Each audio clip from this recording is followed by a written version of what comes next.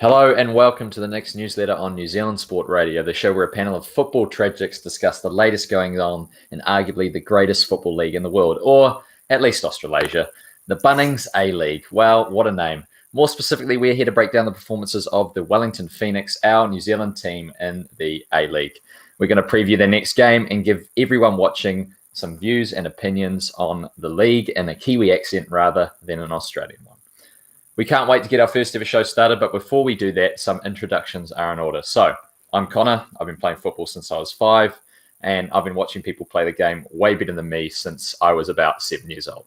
These days, you will find me on or beside a football field. I'm coaching, I'm playing, whatever I'm doing.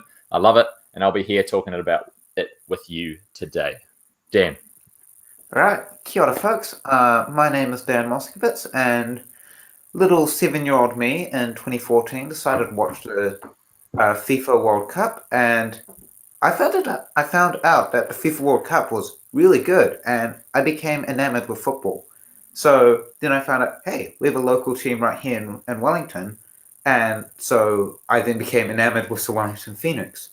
And pretty much I've been a diehard since I was about 13, and more recently, I've started to combine my love of football with my love of writing. You can see me, I'm happy to write about just about anything, and I've worked with the Football Stack and the Phoenix and writing stuff for them before. But I'm just here to have some fun and talk about football with Connor. Absolutely, mate. Having fun is what we do on the football field and also watching it. But unfortunately, this season, the Wellington Phoenix haven't been off to the greatest start, just like last season. They've only got one win under their belt so far. And, I mean, let's review a couple of their games this season. So we'll start it off with the Central Coast and Sydney FC games that we had recently. As you can see there on the table, we are near the bottom, just being propped up by Melbourne Victory, who have, unfortunately for them, been absolutely appalling these past couple of seasons. So it's good to see them near the bottom, and it's great for us because it means that we can keep ourselves off the bottom of that ladder. But there's a couple of things we're going to talk about, and I know that Mike's not here, so he doesn't have his point, but we will get Mike on in future shows. But for now, Dan, I'm going to talk about Ulysses Davila because I think that he is going to be crucial to our run to get ourselves back further up the table, because Ulysses Davila in form is something that is absolutely potent in the A-League. He is a fantastic player. He's got the ability to finish, and it's going to come up in my quiz later that you'll see that he does have the ability to finish, because that's going to be one of my questions. But also, I think that Ulysses Davila, he just creates so much space for his teammates and allows them to get further forward. He sets up teammates. Unfortunately, at the moment, we're not finishing the chances that he's setting up, but he does have the ability to really unlock defenses. And that's something that is going to be crucial for the Phoenix moving forward this season. I think that if he can stay in this form that he obviously lost towards the end of last season, which I think was a massive part in the Phoenix not actually getting through that playoff run and falling at the first hurdle, because I think Davila kind of lost form. Obviously, he had to go back to Mexico. He had to see his child be born. It's something that's greater than the game of football, so that kind of takes your mind off things. But now his child's been born. He's got that chance to really focus on the game again. And I think that we're just seeing the best of him returning. And he's starting to look like the player that we signed back last year when Ufi Tele went out to him and said, look, why don't you come and play in Wellington Phoenix, play in New Zealand, and now obviously playing in Australia. And he just looks like he's going to be an absolute star again this season. And I expect if he kicks on, and if our strikers start kicking on, we're going to see the Wellington Phoenix slowly climb the top of that, back to the top of that table where they belong. Yeah, I mean, absolutely. Past couple of games, we've first few games of the season, he wasn't quite so good, but ever since he got that penalty a couple weeks back, he's really kicked on, particularly with that sublime finish against the Central Coast Mariners from Hemed's pass the other week. As in against Sydney on Saturday or Sunday, he was easily our best player on the park. And, well, if we had a team that was constantly playing up to Davila's standard, we would probably be top of the league, because for me, he is one of the best players in the league, and he's just so fantastic. I could gush on about Davila all day, and just a small side tangent, so could Mexican fans in Sydney, because the Mexican contingent we saw in the stands for the game against Sydney FC, that was super wholesome, and I really loved that. Yeah, it was great to see so many Mexico shirts, obviously supporting Ulysses Davila, and he really put on a performance that I think would have made them proud against Sydney. I think he was definitely the Phoenix's standout player that game. Obviously, he got the goal. It was too late to really influence the result for us losing against Sydney, but I think in the game against Central Coast, where we won that game, he was once again another standout, and his return to form has been absolutely crucial in us starting to put together these performances. So yeah, he's my kind of key point this week, but I know that you have someone to talk about, and he's filling a hole left by Liberato Cacace. What do you think about James McGarry, Dan? James McGarry, well, I mean, I think it's just really impressive that we lost Liberato Cacace, who I would argue was better than Ulysses Davila last season, which is no small thing to say. But Cacace was just beautiful to watch week in, week out. Like, amazing play. Just seeing a 19-year-old making those runs down the left wing, it was, I don't know, I felt privileged to see that, and I hope I get to see another youngster emerging out of the Phoenix Academy playing with that level of skill again sometime soon, but I think it was something special. I don't think I will be seeing that again sometime soon. But now that I've gushed on about Liberato Cacace, which, much like Davila, I can do all day, I think it's worth just commending James Garrett, because at the start of the season, I was thinking we'd probably want to get an import to fill Cacace's spot because he was that crucial. But McGarry has just been pretty good. Down the attacking wing, I don't think we've missed much. And he's usually pretty good at getting those crosses in and doing attacking play. Defensively, I think he still has a bit to be desired, but I also don't think he's doing that badly either. I think maybe our criticisms, of his defensive work is more just based on Liberato Cacace setting the standard of the past 2 years. Because against the Mariners, there's one crucial block, which I remember him making, and just prevented a Sydney cross going in. And it's like, I think at that point, I tweeted, James McGarry, you're amazing, or something along those lines. Yeah, well, we have to remember as well that James McGarry actually was always a left winger by trade. So obviously defensively, he's not the strongest and he's still learning. Whereas Liberato Cacace, he was a CDM who was kind of converted into a left back. So he had that defensive kind of mindedness to get to that spot, to make sure that as soon as he got made the left back, he was already kind of aware of his defensive duties. Whereas McGarry has always been used to attacking, and we can see that with the crosses he delivers. We can see that with his ability to get forward. But the fact is that, he hasn't been a defender for so long, and he's still putting in those crucial challenges. It shows you that his willingness to learn and his ability to think on his feet and to become the defender he needs to be is impressive. And I totally agree. I think James McGarry, for me, this season has been another standout so far. And I think he's really performing in a way that has absolutely surprised me. I did not expect to see him defend that well from the start. I knew he was a left winger by trade, and I didn't expect him to do defending because, left wingers, all they think about is attacking. And he comes in and he does the job. And I have to say, yeah, absolutely props to James McGarry for being a standout. Okay, let's go to the preview of our next game against Central Coast Mariners again, because this league and COVID and all these things happening have made these fixtures come round and round. And we've played Sydney twice, played Central Coast twice after this fixture. Yeah, it's a very strange kind of draw this year. So before we do that, I'll just kind of mention the fact that Mike and I have a podcast over at Total Football New Zealand. You can check that out. And obviously Mike will be on these shows in the next few weeks. And yeah, just check us out at totalfootball.nz. We've got articles, we have a podcast, and we have videos as well. So yeah, we've got the fixtures up on the list. You can see Wellington Phoenix versus Central Coast Valentine's Day fixture.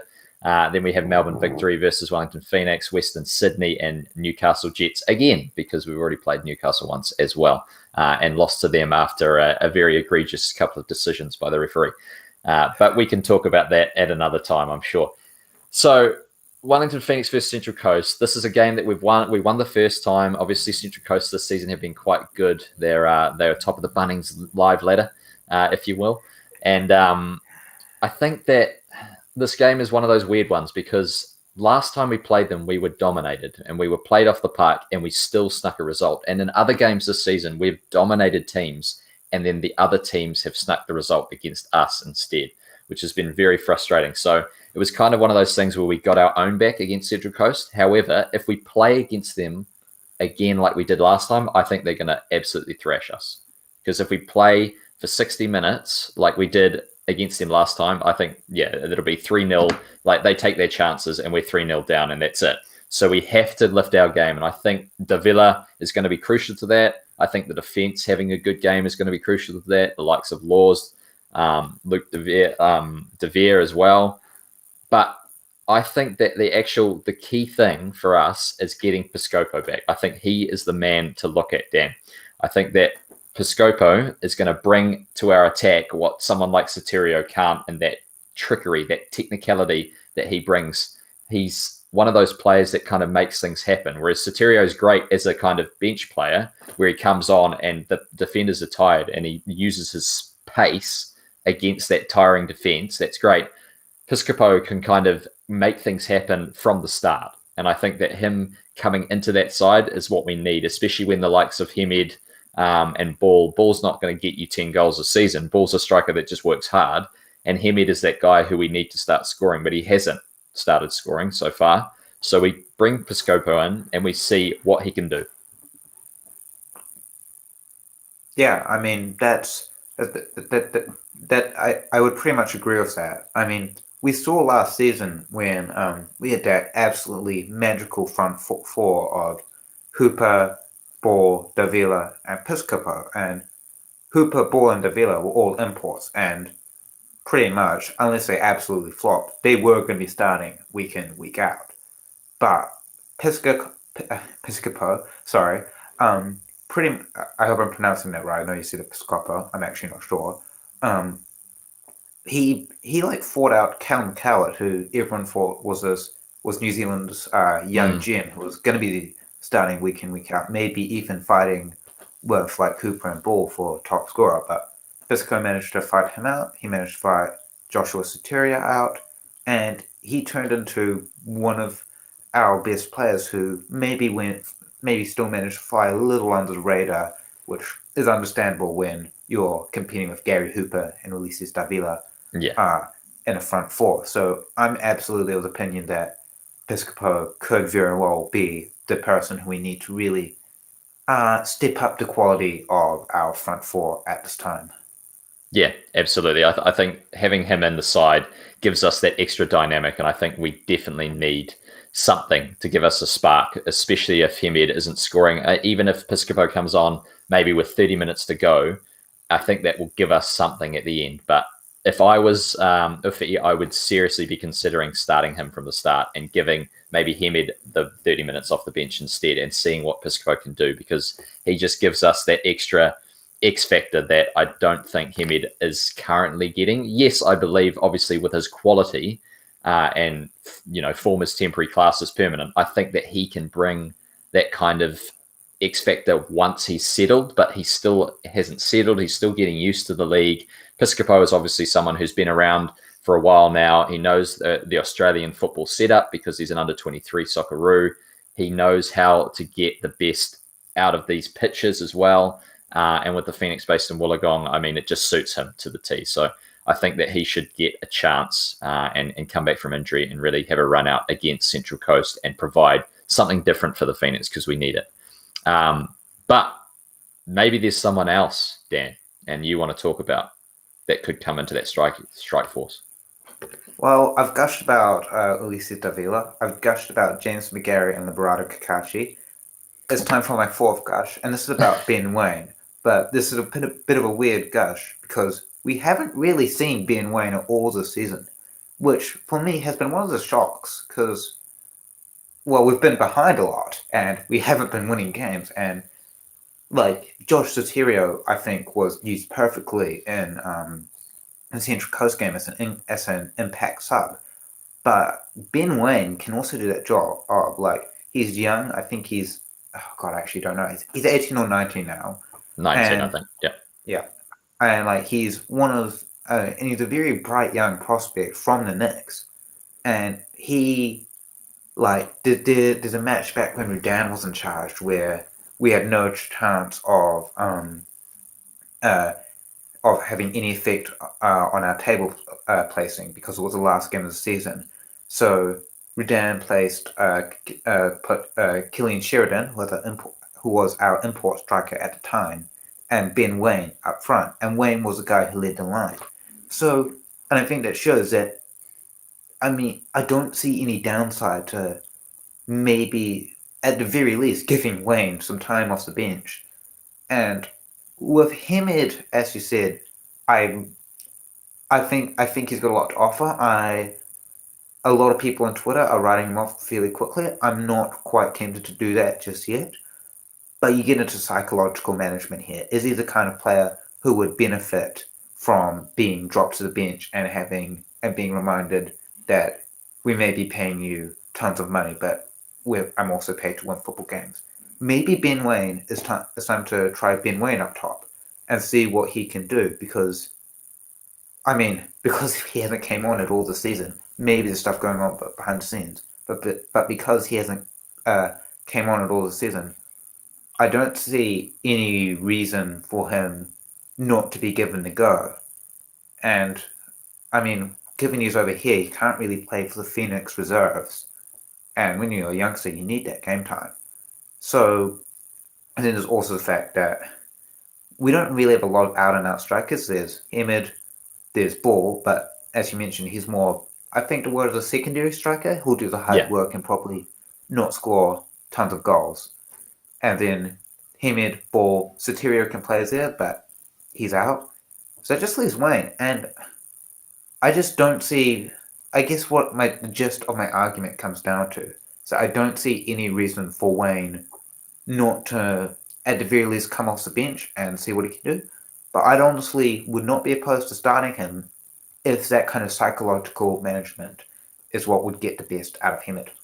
Yeah, maybe that's exactly what Hamed needs. Just a reminder, like, hey, look, we just want to win football matches and you need to sit on the bench and actually bring that form that we require to the game. Because at the moment, obviously, he's starting every game. He's not scoring. I think he's got 1 assist in 4 games or something like that. So it's just not good enough for a striker, especially one who's a marquee. So, yeah, I think maybe starting Wayne, starting Piscopo, someone like that ahead of him will really kind of rekindle the fire, if you will, and hopefully that will give him the boost that he needs to kind of be like, right, I really need to start scoring and doing exactly what the club requires of me for these big wages that I'm getting paid, because that's what you need from a striker. And unfortunately, Hamed hasn't delivered it so far. And you're right, let's not write him off just yet. But at the same time, maybe he just needs something to give him that motivation to start scoring and start becoming the player that we know that he's capable of being, because he's played for some teams such as Brighton, which played in the Premier League. So, yeah, let's see what Hamed can do if he's shown some tough love by Ufi. So, I want to, before we move on to the next point, I want to try and come up with not only a prediction, but also a script, if you will, of what you think will happen on Valentine's Day against the Central Coast, round 2 of the Central Coast. So I'm going to say, this is what I really want to happen. I want a gift, if you will. I want Alex Rufer to go out there and bang in his first ever A-League goal, a Valentine's Day present for all the Wellington Phoenix fans. That is what I am hoping for. I'm hoping that the script is, it's like the 75th minute, the Phoenix are 1-0 up, or it's a 1-1 draw at the moment, and Rufer bangs one in to seal the result or to put us ahead if it's a draw, and then we hold on from there and take it. I would love that. That's the script that I want to see. I want to see Alex Rufer being the hero on Valentine's Day. Dan, what do you want to see? I mean, first a question, is that your Valentine's magic script, or is that your realistic script? No, that's my Valentine's magic script. I mean, realistic prediction would be a close game, like maybe a draw, I'd say. Yeah. So my Valentine's prediction script would be a 9-2 bin because we've already beat them 8-2 in the past. 9-2. Oh, yeah. If you're a I'd Mariners love fan that. watching this, I'm sorry, but you're the top of the table. I am going to bring the fact that we beat you 8-2 up. But yeah, I mean, I've said it a couple times on Twitter for a while, but at Dan Mosky, by the way. But it's a bit sad to see that Rufus still hasn't gotten his first goal for the club in yet, especially when he is that kind of player who really deserves it. Because I mean, he has using Football Manager stats here, but he has a 20 dedication, 20 work rate, and he's someone who really understands the club. And I mean, he got rewarded with that because he's now vice captain. But yeah, I would probably honestly agree with you there that my Valentine's Day script is Rufa banging beautiful long shot in, then absolute Valentine's gift for myself who's sitting watching football on Valentine's night. That would just be the best. The realistic script, I think we lose this 2 or 3-0. Oh, 2 or 3-0 loss. Yeah, I'm going to be more optimistic. I'm going to say it's a draw at worst, but I'd love to see us win. Obviously, it's a Valentine's Day. You want to see us give our fans a present, but at the same time, yeah, I mean, if the 3-0 or 2-0 happens, if the loss happens, obviously it's going to be a cruel Valentine's Day for all Phoenix fans, and Central Coast will be loving that. But I much prefer the Alex Rufer long shot. He turns around and he puts his arms in the air and he can finally say that he scored a goal in the A-League, and he's thoroughly deserved it. He's played so many games. He's played so many games for the Knicks, and he's worked his way up after being a reserves player. He's been in the full team for a long time, and now he's earned the vice captaincy. And you'd think that if someone like Davila would to leave the club, he would step up into that position. I don't think he wants to leave the Phoenix. He loves the club. So if to score on Valentine's Day for the club he loves, yeah, that would be pretty special. And to be honest, whether it's a long range screamer or a 2-yard tap-in, I don't care. I just want Alex Rufer to score on Valentine's Day for the club and run away to the empty stands in Wollongong and celebrate. And we'll all be celebrating at home, mate. Don't you worry. We'll all be celebrating at home because, yeah, that would be a truly monumental experience. All right. The next newsletter is live at 9 a.m. every Saturday morning on Facebook, YouTube, and Twitter. And you can listen to the podcast. Just search for New Zealand Sport Radio on iHeartRadio, Spotify, Apple Podcasts, or your favorite podcast providers. Before we wrap things up, we've got a quiz to do, Dan. And Paul, I noticed you've joined us as well. Quiz, just a couple of quick questions for you. Mm-hmm. Awesome. You mentioned during that we've played a couple of teams, or we will have played in the next few rounds. Played a couple of teams twice already. Yeah. Obviously, a traditional table, you play everybody once, and you play everyone again. So, with that in mind, also with some of the missed games, with teams having catch up, how kind of realistic, or how true do you think this table is as a reflection to where the teams really stand? Are we going to see a big movement in that second half of the season where they play those double headers that they haven't played yet? Yeah, I think this table at the moment isn't a true reflection of where the teams will finish up. I think you'd see the likes of Sydney FC move up. I think you'd see the likes of Central Coast come down, and the likes of Wellington Phoenix hopefully going up as well, because at the moment you can see that some teams have played 2 more games than some of the other teams. Some teams have played, I think the Wellington Phoenix is one of them, have played Central Coast twice. We've played Sydney, the reigning champions, twice. So it's going to be one of those things where the table is going to be back and forth for a while. I think it'll settle down once we get those normal fixtures coming in a couple of weeks. So you'd start to see how things are actually going to lie once all the catch-up games have been played and we've played different teams. I'd say maybe 8 weeks away. I think it's probably, I don't think it's going to be that far. I think at this stage, it is probably pretty representative, because, I mean, having watched games, I do think Central Coast deserved to be first. I do think Macarthur deserved to be second. Like, the top 4, aside from maybe Brisbane, which I can't comment on because I haven't watched them as much as I've watched Central Coast, Macarthur, and Western Sydney, I think they all deserve their top 4 spots. But as you say, Connor, I do it's impossible to go for an A-League season and not expect Sydney FC to rise, because them not finishing top 2 would be insane. Them not finishing top 4 would be mind-blowing. I fully expect to see them in top 4 at the end of the season.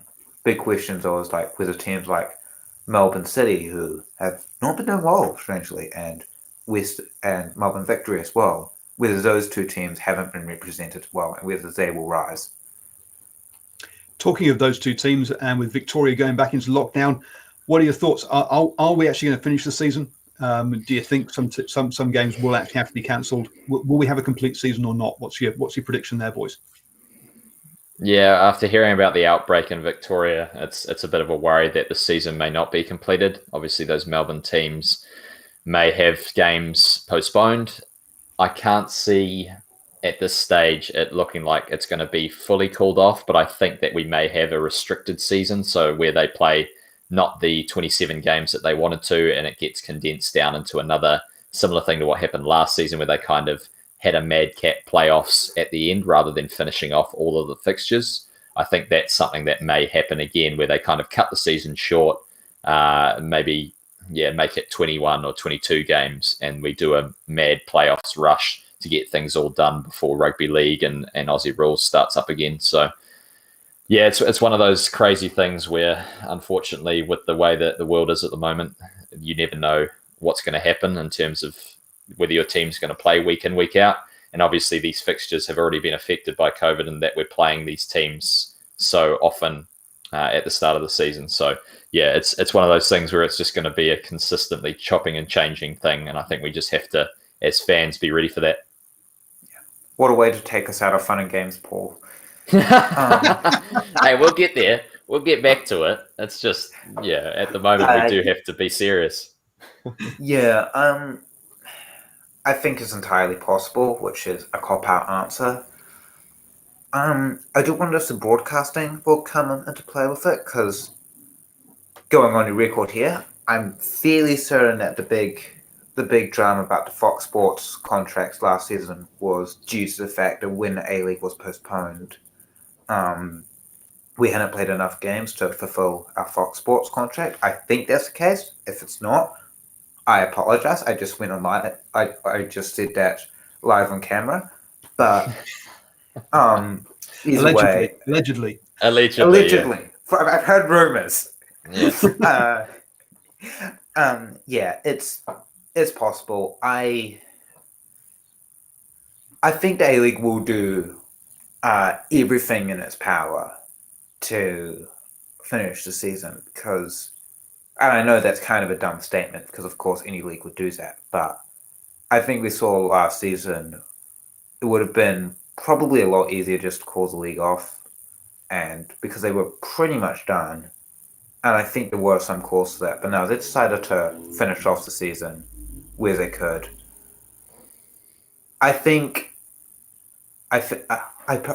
it's probably more likely than not that the league will finish with the 27 games rather than a reduced amount. But thank you, Simon. But it is something we need to be prepared for, and that's just the reality of this COVID world. Yeah, for those of you listening on the podcast, Simon Hughes, regular contributor to New Zealand Sports Radio, chipping in that he agrees with Dan around the Fox Sports TV deal. Simon's also got a question for you guys. Do you miss Jason Pine as a commentator? Absolutely. Love Jason Pine. Yeah, we really do miss him, and it's always nice to have a Kiwi accent, as we said in the intro of the show, have a Kiwi accent talking about the A-League and commentating on the A-League. So the fact is that at the moment, yes, the Aussie commentators are great, and we love them as well, but it's always nice to hear Jason Pine in the commentary box. He's fantastic. Yeah. Cool. Maybe a hot take from you there, Con, about the A-League commentators. I agree with you. I don't think Twitter would, but I know Twitter wouldn't. Yeah, my hot take is I think they're fine. Just so as on the record for the Fox Sports bigwigs. But yeah, I miss Jason Pine a lot. He's a fantastic human being, and it was always so lovely to hear his voice when I couldn't be at the games at Westpac. So not God, I only miss a having good commentator, but a A-League football in this fantastic human country. being. Wow. Yeah, oh, absolutely. Great commentator, fantastic human being. Yeah, we love Jason Pine. So yeah, it's gutting not to hear him on the A-League commentary, but at the same time, we get to hear him on Sky Sport Next, doing the commentary for all of the ISPS Hunter Premiership games. So that's fantastic. So we do love going onto YouTube and watching those free games. So we might have to change the show title to the Jason Pine Appreciation Society. Forget it, the next newsletter is now the Jason Pine Appreciation Society. All it took was one episode for us to go off the rails. All right, Dan, do you want to get us started on the quiz? I know that you've got 2 questions to ask. It is trivia time. So, Connor, and to all of you listening, when was the last time the Phoenix started an A-League season away from home? Oh, it was ages ago. So obviously not including this season where we were away from home, technically, in Wollongong, right? Okay, you got the trick question out of the way, but it was a genuine question in that when was the last time we actually started an A-League season away from home? It was a long time ago. I think it was when I was at uni. So I'm going to say 2011-12. Good job. Yes. It's really insane. Like, that was our 5th season. And yeah. And it was against Gold Coast, right? Gold Coast United. Excellent work. This was before I was a fan, so you're doing a lot of work here. Yeah. Awesome. I mean, to be fair, I was 7 years old then. All right, mate. showing my age. I'm at uni. You're 7. Hey, sorry. Jeez. 8. That makes me feel so much better. But yeah, it's always baffled me. Just, I mean, I'm sure there's some sort of scheduling reason for it, but for some reason we always get the home fixture to start off, which as someone who likes to go to a home game to start off the season, I'm absolutely for. But I've always just found it a strange, probably, maybe coincidence, maybe scheduling admin. Right. Your second question, Connor. Mm-hmm. What was the last ground that the Phoenix played in New Zealand that wasn't in Wellington or Auckland? Yeah, so obviously, once again, not Wollongong. I know. Not Wollongong. Yeah. In New Zealand, I know we played. Yeah, I know we played games at like Noah Hut and stuff, but that's still Wellington. I'm going to say Christchurch.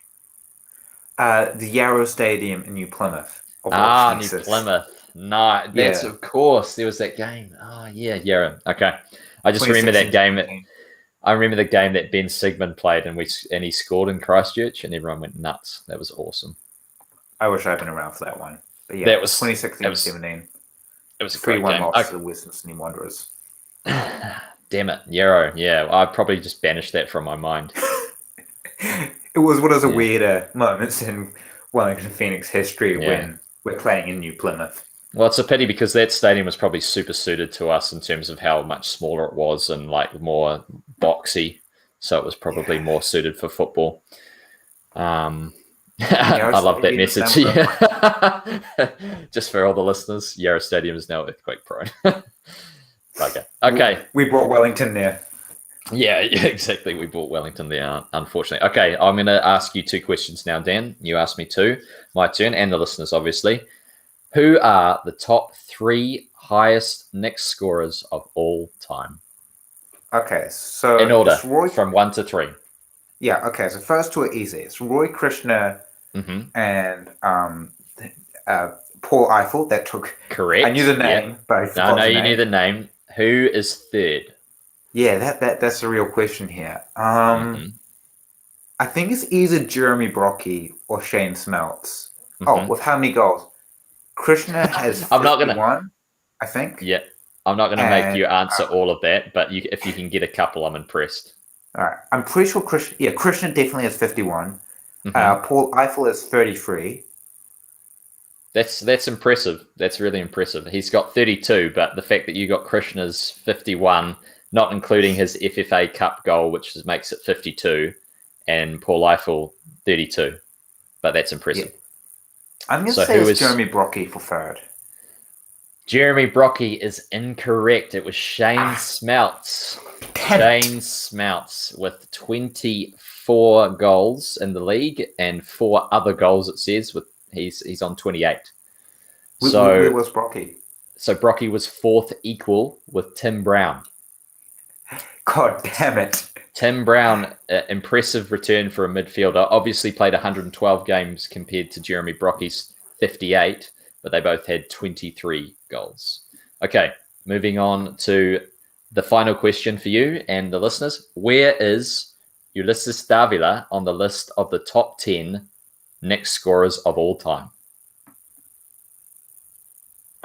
9th.